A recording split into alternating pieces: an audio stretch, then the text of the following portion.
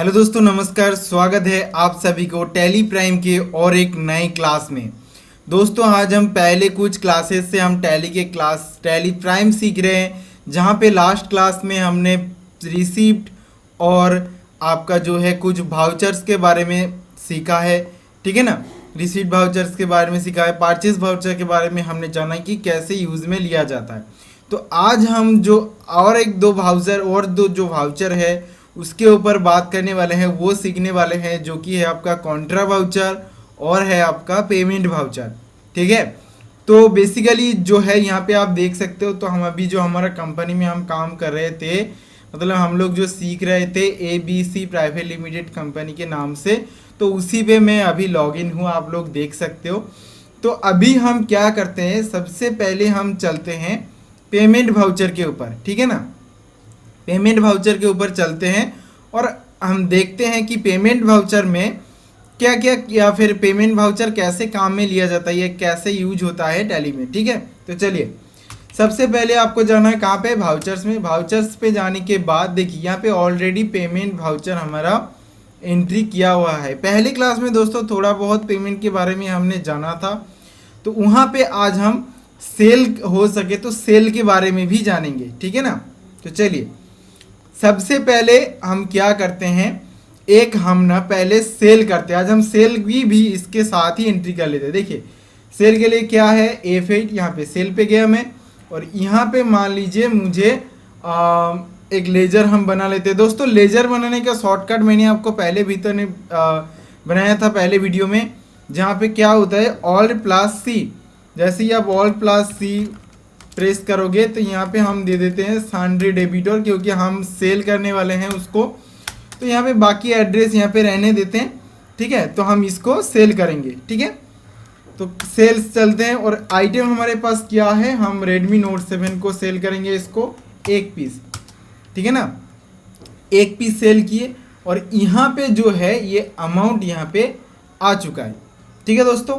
तो ये है आपका एंट्री, और जैसे ही आप इसको सेव करोगे, मतलब इस स्क्रीन को एक्सेप्ट कराओगे, तो ये एंट्री हो चुका है। दोस्तों, हमने पहले वीडियो में देखा था कि जब भी किसी व्यक्ति को हम सेल करते हैं, तो वो टैली में जब हम सेल्स लेजर में एंट्री करते हैं, वहाँ पे वो एज ए लाइबिलिटीज़, मतलब आप उनसे अभी पेमेंट, आप उससे लेना है, उसका पेमेंट का भी आपको एंट्री करना है। ठीक है ना।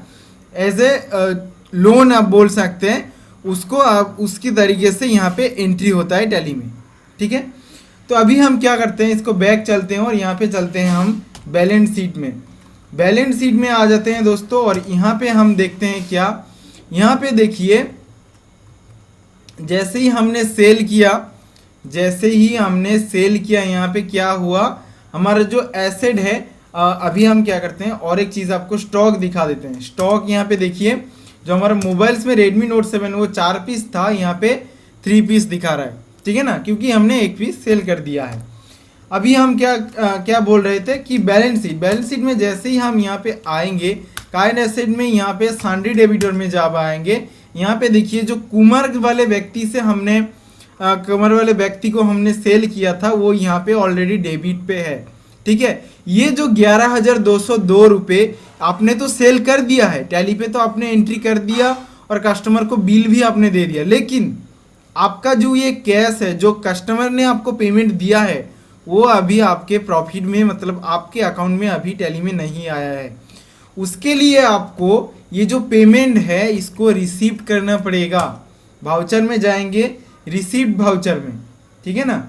यहाँ से रिसीप्ट वाउचर में जाएंगे, और यहाँ पे आपको कहाँ पे लेना चाहता है, मान लीजिए मुझे कैश कस्टमर ने पेमेंट किया है तो कैश कर लेते हैं, और यहाँ पे जिस कस्टमर से आपका पेमेंट दिया है, तो कुमार था, तो कुमार वाले ले लेते हैं। देखिए यहाँ पे जो जो डेबिट अमाउंट है, जो उन्होंने पेमेंट किया है, उसको आपको रिसीव करना है सेल्स में एंट्री करने के बाद।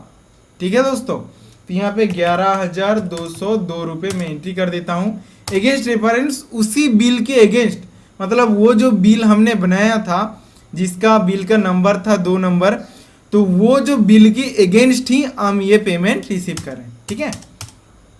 देखिए ये हम कर लेते हैं एक्सेप्ट। जैसे ही हमने एक्सेप्ट किया, फिर से हम चलते हैं बैलेंस शीट में। बैलेंस शीट में चलते हैं और यहाँ से चलते हैं करेंट एसेट में, और यहाँ पे देखिए सन्ड्री डेबिटर से जो है हमारा पैसा जो है वो गायब हो चुका है। और कैश इन हैंड में जो है अभी देखिए कैश इन हैंड में ये आखिरी वाला जो पेमेंट है यहाँ पे ये रिसीव्ड आपका हो चुका है, मतलब ये आपका कैश में ऐड हो चुका है। ठीक है ना। इस तरीके से जो है आपको परचेस के टाइम भी हमने पहले वीडियो में सीखा था, अगर आप किसी से परचेस करते हो तो एज ए जो धार हिसाब है, मतलब एज ए लोन हिसाब की तरीके से वो लेके आना होता है, और उसको आपको परचेस वाउचर में एंट्री करने के बाद फिर आपको पेमेंट वाउचर में एंट्री करना होता है। ठीक है, इतना क्लियर है। उसके बाद आज हम क्या और एक वाउचर जो हम एंट्री करना सीखेंगे वो है कॉन्ट्रा वाउचर। कोई भी किसी भी बैंक में अगर आप डिपॉजिट कर रहे हो, आप कैश डिपॉजिट कर रहे हो या फिर आप आपका जो बैंक अकाउंट है वहाँ से विड्रॉल कर रहे हो, वो चीज़ आप कैसे यहाँ पे टैली के वाउचर में आप एंट्री करोगे, उसी के ऊपर कॉन्ट्रा वाउचर का यूज किया जाता है। ठीक है, तो कॉन्ट्रा वाउचर के शॉर्टकट क्या है यहाँ पे आप देख सकते हो F4। आप कीबोर्ड से भी F4 मार दबा सकते हो और यहाँ से क्लिक भी कर सकते हो। ठीक है, कॉन्ट्रा वाउचर देखिए, कॉन्ट्रा वाउचर के जो ये अकाउंट है, अकाउंट में देखिए क्या आएगा। पहले एक चीज़ आप समझ लीजिए, जहाँ भी पैसा जाना होता है, मान लीजिए अगर इस अकाउंट पे मैं करता हूँ कैश और नीचे हमको बैंक ही देना है। ठीक है ना, जो आप बैंक बनाए हो वहाँ पे लेजर में, जो हमने पहले क्लासेस में लेजर बनाए थे, वो लेजर में जो भी बैंक आपको चूज़ किया है वो आपको बनाना है। देखिए यहाँ पे क्या होता है, अकाउंट में जो भी चीज़ रहेगा, मतलब अकाउंट में आपका कैश है तो कैश से क्या होगा, अकाउंट में आपका कैश है इसीलिए आपका क्या होगा, अगर इस तरीके से एंट्री मान लीजिए यहाँ पे मैं 5000 यहाँ पे कर देता हूँ। ठीक है ना, यहाँ पे 5000 कर देते हैं। यहाँ पे देखिए करेंट बैलेंस लाल हो चुका है। क्यों? क्योंकि अकाउंट में कैश है, ये बैंक से निकल पे कैश पे जा रहा है, मतलब आप जो है बैंक से विथड्रॉल कर रहे हो। जब आप बैंक से विथड्रॉल कर रहे हो और उसका एंट्री आप टैली में करोगे तो आपको कैश देना है ऊपर में और नीचे में आपको बैंक देना है। ठीक है, नीचे में आपको बैंक देना है। दोस्तों यहाँ पे बैंक में हमारा बैलेंस नहीं है 5000 रुपये, इसीलिए यहाँ पे लाल हो चुका है। ठीक है ना, वही चीज़ अगर हम चलते हैं वाउचर में फिर से, और यहाँ पे अगर हम स्टेट बैंक दे देते हैं और यहाँ पे देते हैं कैश। ठीक है, इससे क्या होगा, उल्टा होगा, मतलब कैश से पैसा आपका बैंक में जमा होगा, मतलब आपका डिपॉजिट होगा बैंक में। मतलब यहाँ पे हम दे देते हैं 5000। ठीक है, तो 5000 हमने दे दिया और इसको हम सेव कर लेते हैं। सेव का शॉर्टकट क्या है, Ctrl+A। ठीक है, कर लिया। अभी हम चलते हैं बैलेंस शीट में। जैसे आप बैलेंस शीट पे आओगे, यहाँ पे करेंट एसेट पे चलते हैं और यहाँ पे चलते हैं बैंक अकाउंट्स में। देखिए यहाँ पे बैंक अकाउंट्स, यहाँ पे 5000 रुपये आ चुका है। ठीक है, और यहाँ से जो है आपका कैश इन हैंड से यहाँ पे कट चुका है बैलेंस। देखिए यहाँ पे जो आखिरी वाला हमने एंटर किया है वो यहाँ पे कट चुका है।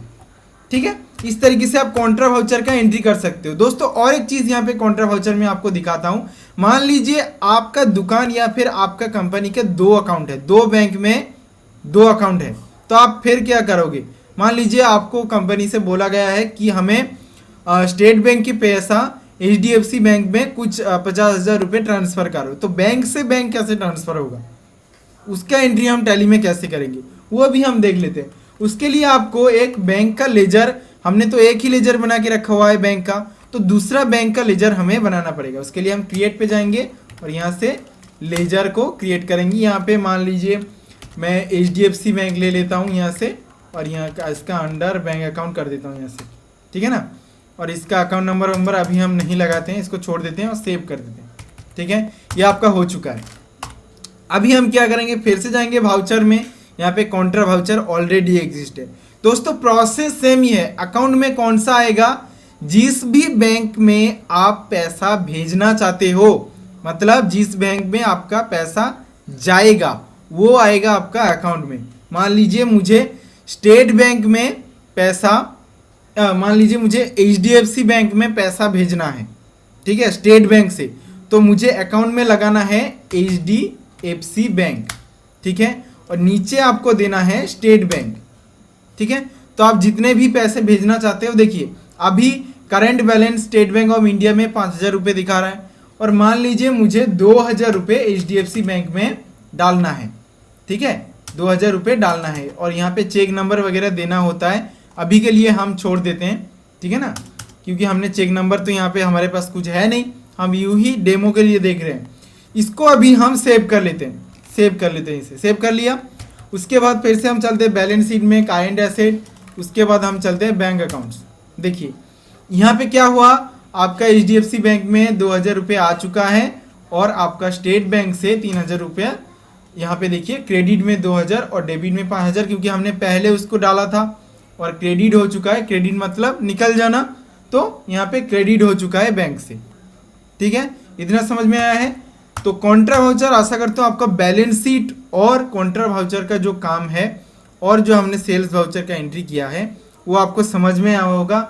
अगले क्लास में दोस्तों हम इसका जो प्रॉफिट एंड लॉस अकाउंट है वो अच्छी तरीके से समझेंगे, प्रॉफिट एंड लॉस अंडरस्टैंड करेंगे अच्छी तरीके से, क्योंकि किस तरीके से अभी हर चीज़ आके वही प्रॉफिट और लॉस में ही आएगा, ठीक है ना।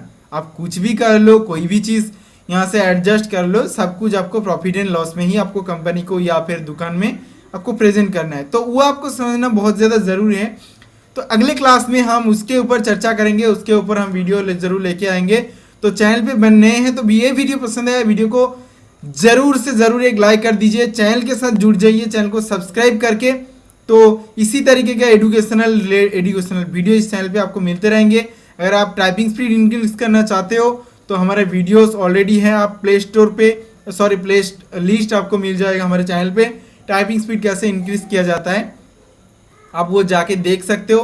बाकी यार मिलते हैं किसी और एक दिन और एक नए वीडियो के साथ, तब तक के लिए अलविदा।